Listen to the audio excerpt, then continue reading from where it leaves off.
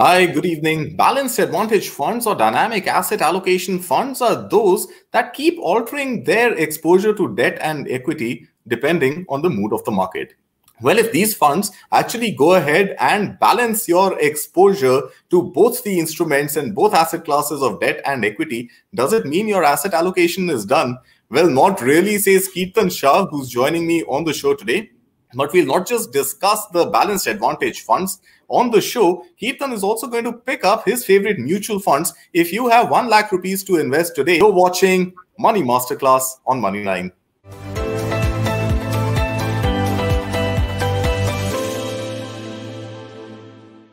Hi, Kirtan. Good evening. Thank you so much for being here with us on Money 9 once again. Always a pleasure having you. Help our viewers understand what are hybrid funds, and within hybrid funds, especially the category of the balanced advantage or the dynamic asset allocation funds. Kartik, thank you so much for inviting me again. It's always a pleasure. So Kartik, if you look at the SEBI definition of hybrid in very simple term means that this particular fund or scheme that you will invest in may not have only one asset class, which is generally either equity or debt that is getting invested in. But hybrid typically means that the fund or the scheme will invest in 2 or more asset classes. So this is one scheme in which you will have equity also, you will have debt also, and in some cases you might have something like gold as well. Right, so it's a scheme where there are more than one asset classes invested together. Now, as per SEBI definition, there are 7 different types of hybrid schemes that we currently operate out of. Right, to name a couple of them, first is conservative hybrid. Now, conservative hybrid, what happens is it's split across equity and debt, where as per SEBI definition, your equity exposure should be anywhere in the range of 10 to 25%. And your debt exposure has to be in the range of 75 to 90%. So this is more debt oriented or debt heavy kind of a hybrid. Then you have something called as balance. Now this category is not very extensively used in the market, but this category typically has 40 to 60% in equity and 40 to 60% in debt. So it's quite balanced between how much money goes in equity and how much goes in debt. You have something called as aggressive hybrid. Now, aggressive hybrid is a category which, by the name suggests, is slightly aggressive and hence exposure to equity is more. So, these schemes are typically 65 to 80% on the equity side and close to 20 to 35% on the debt side. Right? Similarly, you have something called as balanced advantage funds or dynamic asset allocation funds. They almost mean the same. They are interchangeably used. Now, these are funds in which, of course, you invest in equity and debt, but typically how much of equity and how much of debt completely depends on the discretion of the fund manager. Of course, in some schemes, you have these specifications maintained that at all point in time, we will have equity anywhere in the range of 30% to 80%, but there are some schemes which go to as high as 100% in equity.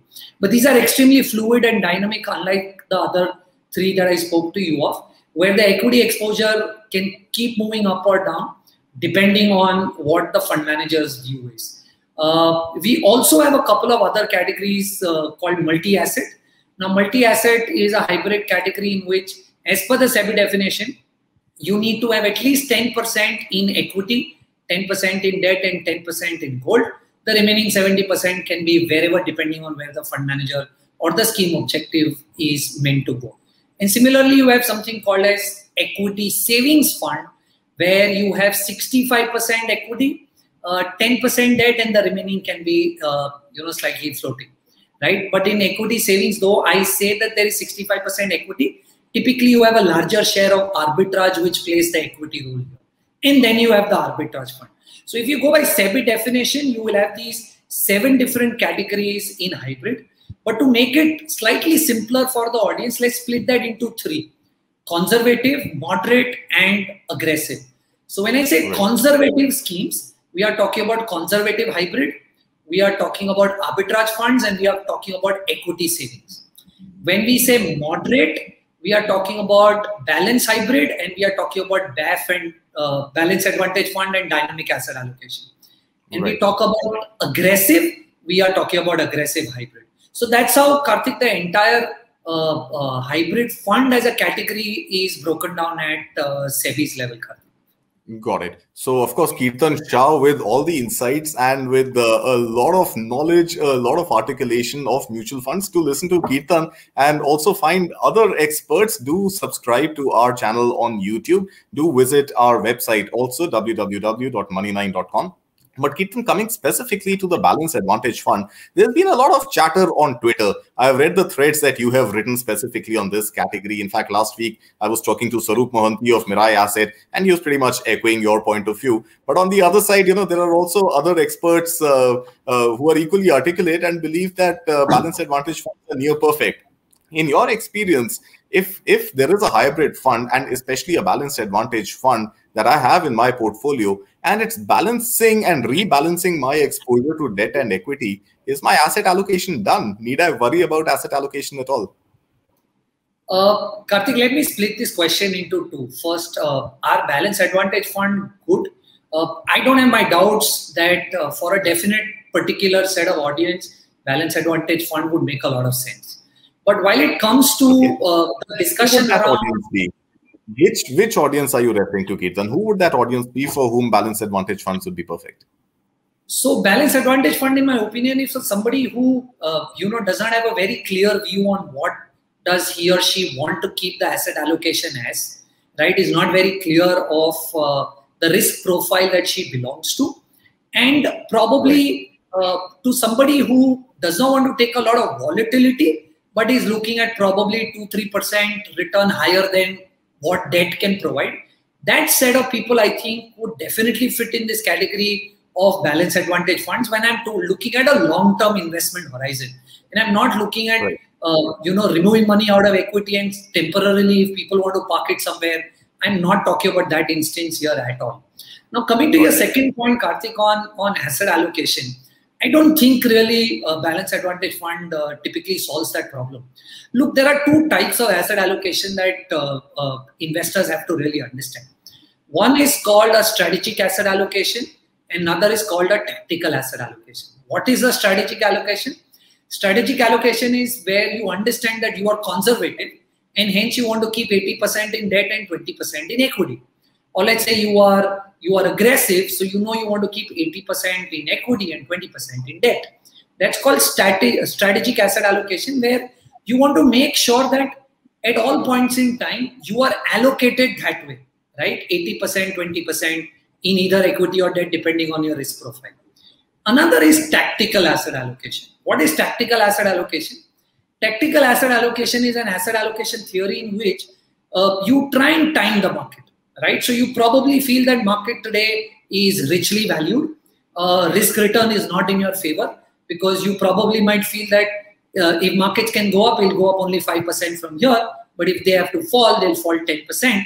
And it's probably risk return is not in my favor.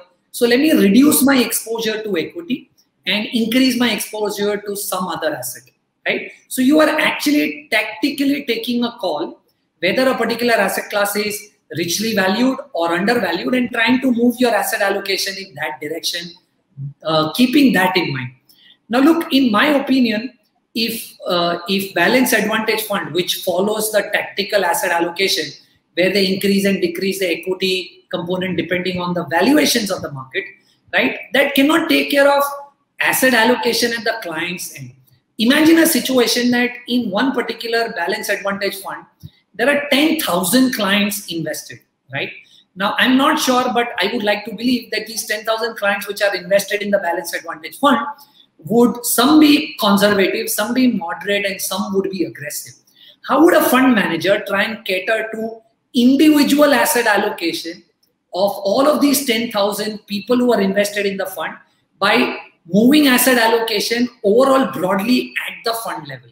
So, I typically don't subscribe to that view that if you are invested in a Balanced Advantage Fund, your asset allocation will be taken care of. Because imagine if I am a conservative investor and if the Balanced Advantage Fund, because of the model that it is following, is running a 70% equity allocation, right?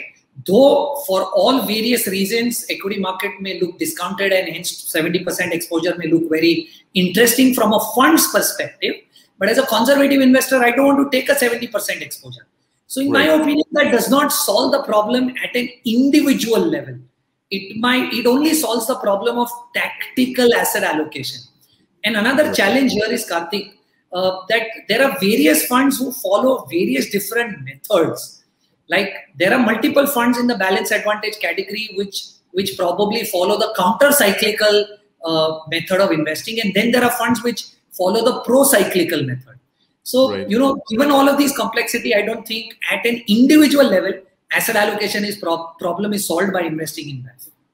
Right. So I'll come to the question of whether somebody who wants to hedge his position already by way of exposure into equities should go in for balanced advantage funds or not. We'll come to that. But before that, I wanted to ask you one more question. A lot of proponents of balanced advantage funds also seem to suggest that it's a much safer instrument when markets tend to crash and go down. Is there data to prove that? And is that true even on the upside? During the upside, do these funds, if they were to allocate and shift the rebalancing in favor of equity, are they in a better position to give you better returns? So does it give you that ideal mix of growth and safety both put together? So Kartik, in my opinion, look, like we discussed in the first point, that this is actually a combination of debt and equity. Right. So at almost all point in time, you are going to have some exposure to equity and some exposure to debt. Now, given that composition, right, comparing it to Nifty may not work. Why? Is because Nifty is 100% equity. So if Nifty is supposed to fall, of course your balance advantage funds will fall less, is because it has some exposure to debt, right? And that part of the portfolio will definitely support the overall fund in falling slightly less. And that also works counter while the markets are going up. So while the markets are going up, Nifty is 100% equity index, and it may not go up as much as, or rather the fund may not go up as much as the market goes up, is because the fund at some point in time will still have some exposure to debt. So if you look at the data definitely supports what I'm trying to tell you, which is that while markets are falling, definitely these funds protect you with falling slightly less or slightly lower volatility. But while the markets are going up, assuming that these funds will be able to beat the Nifty predominantly is slightly difficult, is because these funds have debt exposure and do not have 100% exposure. So product which has 20-30% debt and 80% equity will always find it difficult to beat a benchmark which has 100% equity. Of course, while we are making a comparison versus Nifty and balance advantage, and I'm not trying to compare a balance advantage fund with a balance advantage index, because I hope that is not your question. Right. No, that wasn't my question. I was talking about the benchmark Sensex Nifty.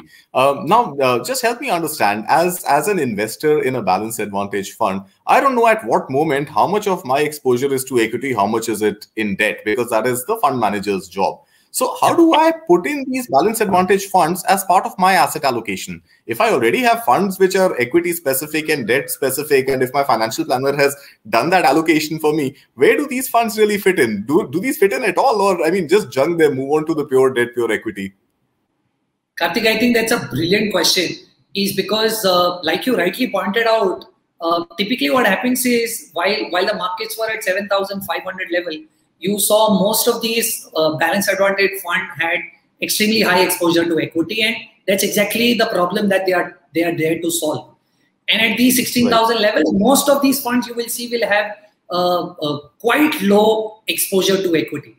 So for us to be able to decipher how much equity and debt will these guys typically have is always going to be difficult.